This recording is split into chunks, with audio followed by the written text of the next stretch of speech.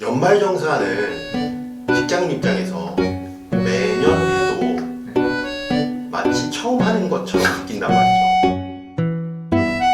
매년 새로워요. 끝나.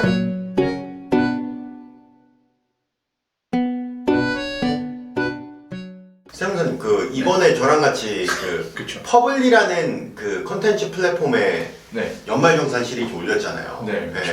디지털 콘텐츠 저랑 처음 작업해 보셨는데 해보니까 어떠셨어요? 이게 블로그 쓸 때랑은 좀 다르더라고요. 다르죠. 블로그는 그냥 제 마음대로 막 쓰고 네, 구성도 내 마음대로 해도 되는데 이거 이제 편집해 주시는 분들도 계시고 하다 네. 보니까 좀 체계화됐다 그래요. 음. 좀 많은 또 공부도 하고 네. 도움이 되는 그런 경험이었습니다. 저도 이번에 이제 세무사님이랑 같이 하기 전에 한번 먼저 개인적으로 네, 했었는데 네, 두 번째였는데 퍼블리랑 작업을 해보니까 어쨌든 퍼블리도 그 컨텐츠를 소비되게끔 계속 만들어야 되니까 그렇죠. 뭔가 좀 독자들을 한눈에 확 잡아끄는 맞아요. 그런 킬러 아이템이 필요하지 않나 그런 생각이 들었어요. 예. 안 그러면 안 읽으니까. 그렇죠. 읽지 예. 않죠. 예. 그래서 확 한 번에 잡아끌 수 있는. 근데 우리는 이제 퍼블리에서 부탁한 게 연말정산에 대해서 부탁을 한 거였잖아요. 네, 그래서 그렇죠. 이제 저 혼자서는 전문성이 떨어지니까 세무사님이 이제 모셔가지고 같이 공동 작업을 했던 거였는데 네. 그런 느낌이 들었어요. 물론 지금 반응이 좋고 네, 탑10에서 1위도 하기도 네. 했지만 그렇더라고요. 과연 우리가 알려준 연말정산 절세 팁 뭐 한 7가지, 8가지 있죠. 그렇죠. 네. 그것들 중에서 과연 직장인분들이 저희 글을 읽어보시고 과연 얼마나 실행할까 그것들을 과연 얼마나 실행할 거고 또는 그것들을 보고 그냥 이런 게 있구나 라고 넘어가면서 회사에서 해주는 연말정산 프로세스에 의해서 그냥 네. 수동적으로 기존에 하던 것처럼 하진 않을까 이런 생각이 들더라고요. 그렇죠. 세무사님은 그렇죠. 어떤 생각이 들었어요? 근데 중이 재벌이 못 깎는다고 네. 저는 제 연말정산 엉망이거든요. 이게 왜 그런지도 알아요. 네. 왜냐면 막상 이런 걸 보면 이런 게 있네? 라고 하다가도 막상 들어가서 하려면 너무 귀찮은 거예요. 요즘은 사실 앉아서 다 할 수 있거든요. 네, 네. 그럼에도 불구하고 안 해요. 왜 그러는 거야? 하는데 잘 돌이켜보면 나도 안 하고 있어. 네. 그런데 이해는 되는데 주변에 보면은 연말정산 준비하시는 분들 거의 못 봤거든요. 그쵸. 거의 다 수동적으로 하죠. 그냥 예. 연말정산 하는데 그래? 간소화 서비스 하나 줘야지? 네. 딱 주고 네. 그리고 그나마 좀 준비하시는 분들은 의료비 간소화 서비스를 보면은 뭐 해보셨겠지만 내가 병원비를 어디서 딱딱딱딱 썼는지가 그 병원비로 쫙 나오거든요. 근데 그걸 보고 나 여기 갔는데 이거 왜 없지? 라고 딱 보면 그 병원에 전화를 해서 나 여기 가서 했는데 뭐가 안 끊겨 있다. 따로 영수증 받아야 돼요. 네. 그죠? 그거 받은 안 해요. 귀찮아서 안 하시더라고요. 네. 그거만 해도 좀 큰 도움이 될 수 있는 그것도 안 하시고. 네. 그리고 또 뭐 안경점 같은 경우 네. 안경 사면 안경 1년에 50만 원까지는 의료비 공제가 되는데 네. 안경점은 뭐 신용카드 쓰면 나오기는 하는데 그거 음. 말고 또 따로 받아가지고 할 수도 있는 거거든요. 근데 그것도 잘 안 하시고 네. 이런 기본적인 것들 귀찮아서 잘 안 하죠. 네. 저도 잘 안 하는데 네. 사실 간소화 서비스 안에 잘 들어가서 보지도 않으실걸요? 그래서 그냥 클릭해서 월별, 항목별 클릭해서 전체 다운해가지고 회사에 제출 이게 그렇죠. 다거든요. 저도 그래요. 예, 네. 예, 예. 그게 나온 대로 그냥. 나오는 게 다인데 사실 거기를 잘 보면 빠진 게 있는지 없는지 볼 수 있거든요. 음. 학자금 같은 것도 누락되는 경우도 있고 네, 네. 장기주택 저당차익금 같은 것도 누락되는 주담대 네. 그것도 가끔 누락되는 경우도 있어요. 네. 그러면 은행에 전화해가지고 그 내역을 받아서 회사에 제출하셔야 되는데 네. 뭐 주담대 같은 경우에 잘 챙기세요. 왜냐면 금액이 워낙 크니까. 그렇죠. 네. 근데 전세자금 대출 같은 경우도 분명 도움이 되는데 그거 네. 안 하시는 분들도 많고 월세도 있지 않나요? 월세도 있죠. 그렇죠. 월세는 근데 요즘 임대인들하고 임차인들이 팽팽하거든요. 네. 네. 하지 마 하고 할 거야 이런 경우가 있는데 임대인이 안 된다고 한다고 해서 안 되겠다 하지 마시고 원래는 해줘야 되는 게 맞잖아요. 그죠? 해줘야 되는 게 맞는데 네. 어떤 이유가 있겠죠. 음. 그래서 안 해준다고 했을 때 사실 좀 원칙적으로 하면은 다퉈도 되는 부분이거든요. 네. 다퉈도 되는 부분인데 그렇게 할 수 없다라고 하면은 그 현금 영수증을 발행할 수 있어요. 내가 자진해서 직접 홈택스. 그거 이번에 글에 그렇죠. 이번에 녹여놨죠. 네. 그것도 귀찮아서 잘 안 하시고 네. 하면은 참 좋은데 안 하시는 분들이 되게 많죠. 그래서 음. 쉽지는 않은 것 같은데 네. 그래도 그거를 해보면 확실히 도움이 되거든요. 네. 환급이 늘어날 수도 있고 아니면 뱉어야 되는 게 줄어들 수도 있는데 뭐그 부분은 조금만 관심을 가지시면 되는데 쉽지는 않죠. 이해는 합니다. 네. 이번에 작업을 해보시니까 네네네. 그 퍼블릭 작업을 글을 쓰면서 과연 많은 결세 팁 중에 직장인들이 이것만 한두 가지만 해도 개이득이다. 네. 직장인들이 결세 팁 중에 많은 걸 할 수는 없지만 스스로 챙길 수는 없지만 세무사님이 생각하기에 이거 한두 개만 해도 좀 괜찮을 것 같다라고 필수적으로 하는 거. 뭐 물론 지금 의료비용제도 말씀하시고 안경도 말씀하시고 하셨지만 어떤 게 있을까요? 나라면 이건 꼭 한다. IRP 계좌, 퇴직연금, 개인 퇴직연금 납입하는 거. 네. 근데 요걸 얘기를 하면은 그런 분들도 계시더라고요. 야씨 쓰고 죽을 돈도 없다. 소비에 필요한 돈도 모자른데 어디 뭘 돈을 붓냐? 돈을 은행에 넣냐 얘기를 하시는데 제가 막 한 달에 몇백만 원씩 넣으라는 게 아니고 이제 공제가 작년까지 700만 원에서 네. 한도 900만 원으로 올랐잖아요. 그럼 1년에 900만 원이면 그걸 다 채우기 쉽지는 않아요. 사실. 그러면 한 달에 70만 원씩 부으면은 840 정도니까 한 달에 월급을 70을 IRP에 태워? 그거 쉽지 않거든요. 그러면 적어도 30만 원이라도 납입하면 1년에 300에서 400 사이가 되잖아요. 그럼 거기 12% 또는 15%가 세액공제가 되니까 그러면 12%면은 48만 원, 15%면 60만 원 공제가 되는 거라고. 네. 근데 잘 생각해 보세요. 내가 뱉어내는 세금이 얼마인지. 내가 만약에 60만 원을 뱉어내는데 IRP가 있었으면 안 뱉어내도 되는 거거든요. 네.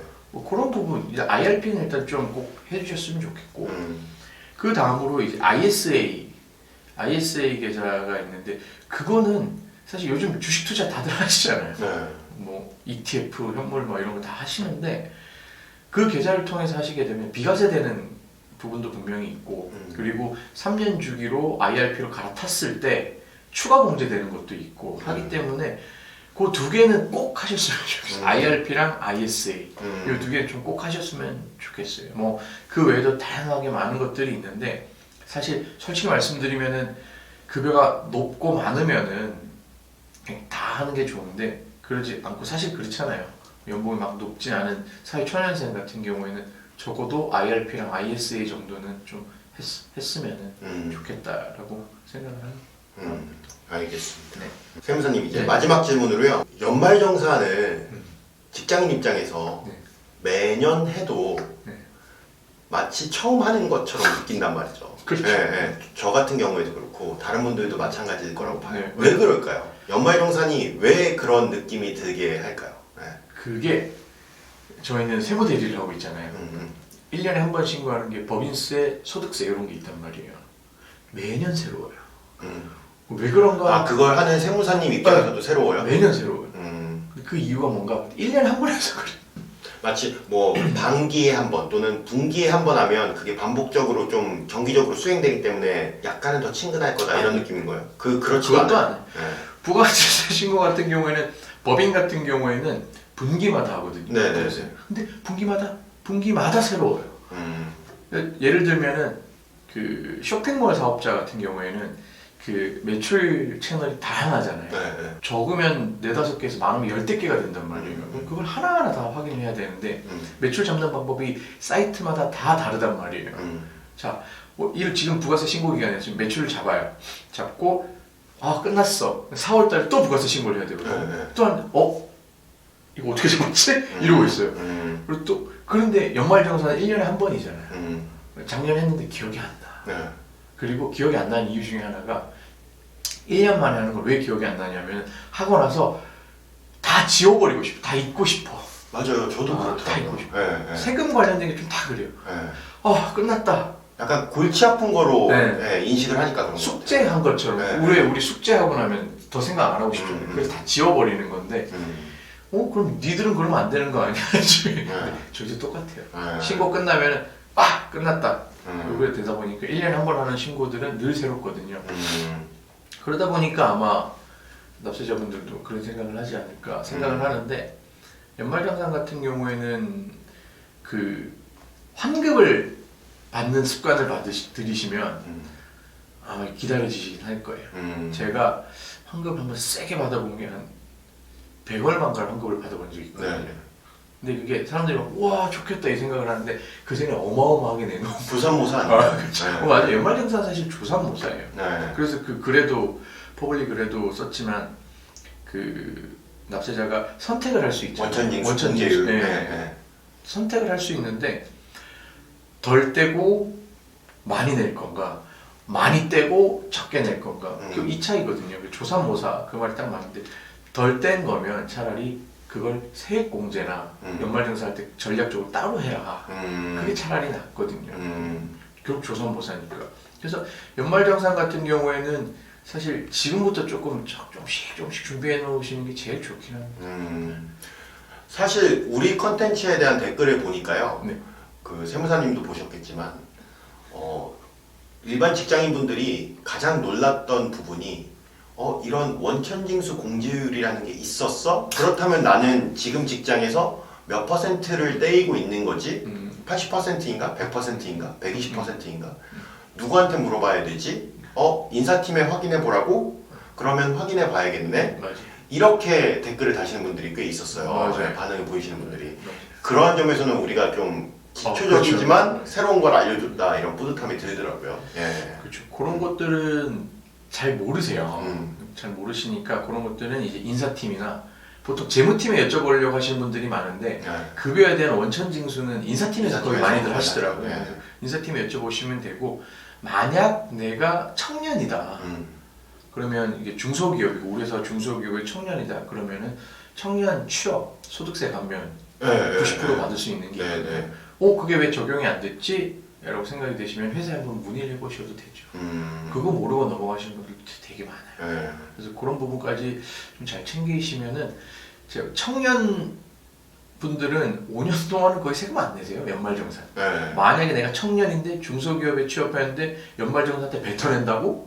그러면은 뭔가 잘못된 거야. 그거를 중소기업 취업 감면을 내가 신청을 했나? 회사에서 안 해줬나? 이걸 좀 잘 따져보셔야 돼요.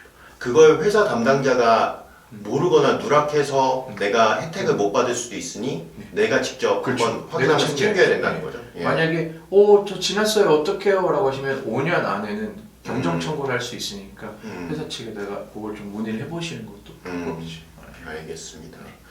청년들을 많이 뽑고 있는 스타트업 같은 경우에는 인사 담당자가 그런 부분도 많이 알아야겠네요. 그렇죠. 인사 담당하시는 분들은 요즘은 그리고 정보가 너무 많으니까 네. 많이들 알고 계셔가지고 인사 담당자, 재무팀에서는 공부를 많이 하셔야 돼요.